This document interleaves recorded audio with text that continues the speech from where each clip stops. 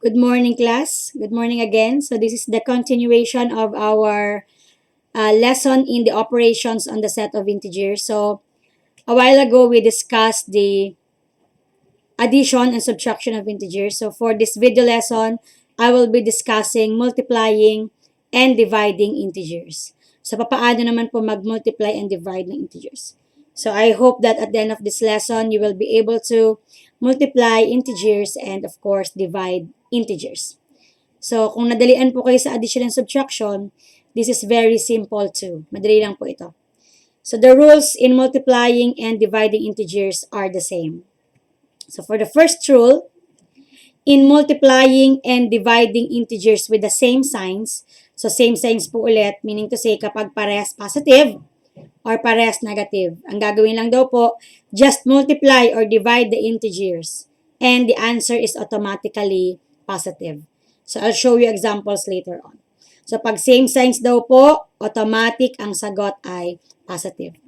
And secondly, in multiplying and dividing integers with different signs, kapag naman po different signs magkaiba, meaning to say one positive and one negative, just multiply or divide the integers and the answer is automatically negative. So ganun lang po kasimple ang rules ng dalawang ito, multiplying and dividing. So let's discuss some examples. Okay? So let's say you have 3 times 7. So yan, ganito po kayo mag-multiply ng elementary.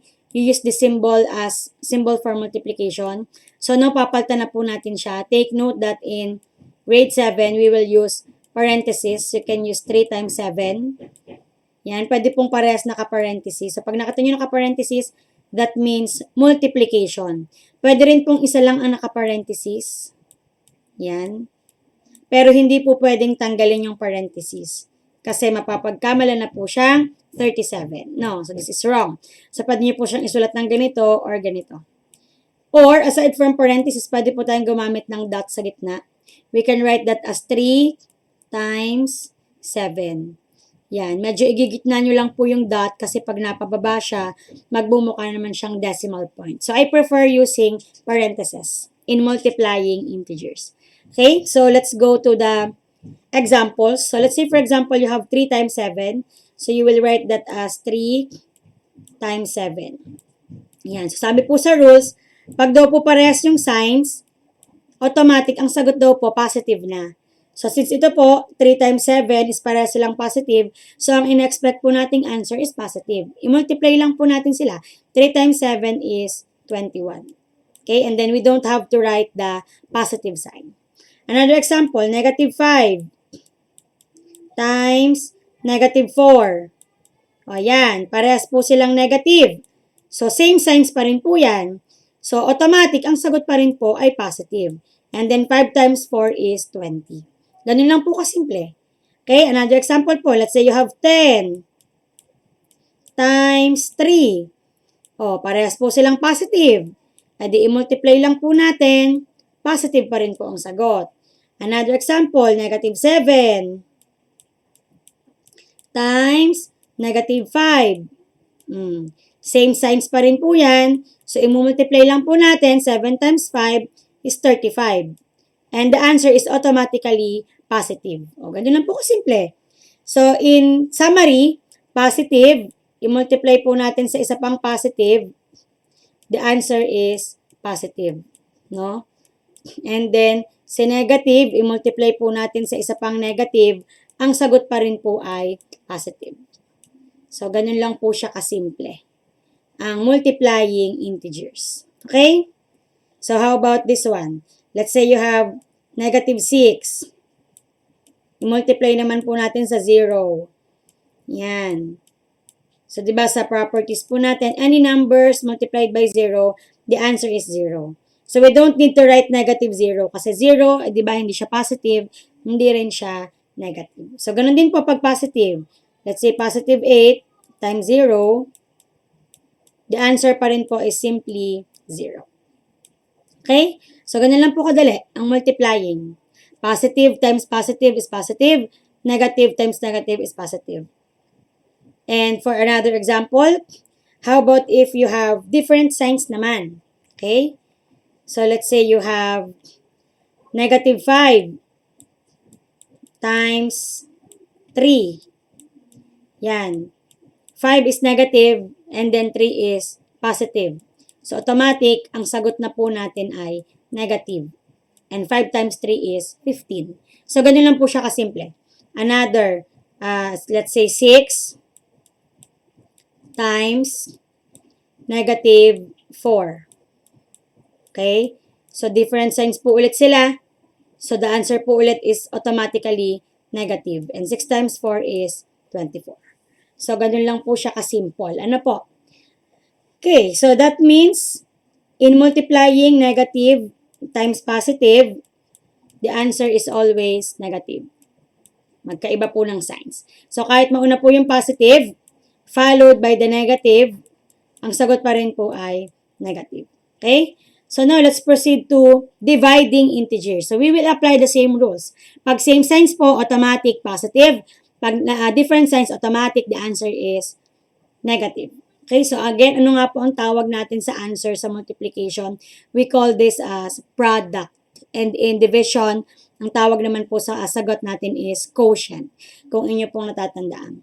Okay, so in dividing integers naman po, when you were in elementary, you use this symbol. Let's say 20 divided by 4. Yan. So ngayon, sa grade 7, ginagamit pa rin naman po natin siya. Pero pwede rin po natin gamitin yung fraction bar. So pag nakakita po kayo ng 20 over 4, ang ibig sabihin po nito is 20 divided by 4. Okay? So how do we divide integers? So ituloy na po natin to. 20 divided by 4, parehas po silang positive. So same signs, automatic, ang sagot din po ay positive. So let's divide 20 and 4, the answer is 5. How about pag parehas naman po negative? Let's say negative 8 divided by negative 4. Parehas po silang negative. Same signs, automatic, ang sagot pa rin po ay positive. So 8 divided by 4 is 2. Pwede na natin hindi isulat yung plus sign. So 2 na lang po. Okay? So another example po naman, let's say you have 16 divided by 8. Positive and positive. So the answer is still positive. And then let's say if you have negative 30 divided by negative 10. Same signs pa rin po, parehas negative. So automatic, ang sagot po is positive 3. Okay? So how about if we have different signs? Let's say you have negative 21 divided by positive 7. Automatic, pag magkaiba po ang signs, ang sagot na po agad ay negative. And then 21 divided by 7 is 3. Paano naman po kung yung nasa ilalim ang negative? Halimbawa po, you have 70 divided by negative 10. So, ganun pa rin po. Dahil magkaiba po sila ng signs, automatic, negative na po ang ating answer. And 70 divided by 10 is 7. Negative 7. Okay? So, take note lang po natin kapag din po involve ang 0, 0 divided by any number, let's say 0 divided by 5. Ang sagot po dito ay 0. Pero pag biniligtad po natin, 5 divided by 0, ito na po yung tinatawag nating undefined. So, please take note po of this term. Any number divided by 0 means undefined. Okay? Yan. So, in other words lang po, pag pinindot nyo po ito sa calculator, mag-math error po. So, this is how I interpret this. Kapag po kasi 0 divided by 5, parang wala kang apple, dinivide mo sa 5 tao. So, walang apple, di-divide mo sa 5. So, definitely, hindi magkakaroon ng apple yung 5. Kaya 0 pa din po. Ito naman pong isa, meron kang 5 apples. I-divide mo sa wala. Tigi-ilan yung wala. So, di ba, 5 apples, divide sa wala. Hindi po mawawala yung apples, may 5 apples pa rin. Kaya lang, tigi-ilan yung wala. So, it's hard to determine kasi walang-wala yung tao. Okay, so that's why it's undefined. That's how I interpret that. Okay? So, yun po yung rules natin sa dividing. Kaya lang po ng multiplying. Pag same signs po, automatic positive ang sagot. Pag different signs, automatic negative naman po ang sagot. So, let's take let's have this one example pa. Let's say you have 100 divided by negative 50. Ayan, ano po yan? Different. Okay, so you have, answer natin is negative kasi different signs. Negative 2. Okay? So, singit ko na lang din po. Halimbawa, mas mataas yung number na nasa baba kaysa nasa taas. So, let's say you have 10 divided by 15. So, obviously, hindi po siya exactly divisible. Ang gagawin lang po natin pagka ganito, check nyo po baka pwede po siyang i-lowest term. So, in this case, they are both divisible by 5. So, kapag dinivide natin sila by 5, 10 divided by 5 is 2, 15 divided by 5 is 3. So, ilo-lowest term lang po natin. 2/3 na po. Another and if you put negative in negative 10, edi magiging negative 2 rin po siya. Okay? So, another example. Let's say you have negative, let's say negative 8 over negative, let's say, 24. Yan. So, dahil po mas mataas ulit yung nasa baba, hindi natin siya kayang i-divide, let's see kung pwede po natin siyang i-lowest term. So, 8 over 24 and 24 are both divisible by 8. So, you can divide 8 by 8 divided by 8 is 1. And then, 24 divided by 8 is 3. And then, as you can see, this is negative 8 and negative 24. Pag nag-divide po tayo ng dalawang negative, di ba, magiging positive na siya. So, the answer is 1 over 3. So, yun. Ganun lang po kasimple ang multiplying and dividing integers. So, ang tatandaan lang po natin, kapag same ang signs, pares ng signs, ang sagot, automatically positive. At kapag magkaiba po ng signs, ang sagot, automatically negative. So, ganun lang po siya kasimple. So, I hope you already know how to add, subtract, multiply, and divide integers. So, panoorin nyo lang po ng panoorin itong video lesson para matutunan pa siya ng mas mabuti. Thank you and God bless us all.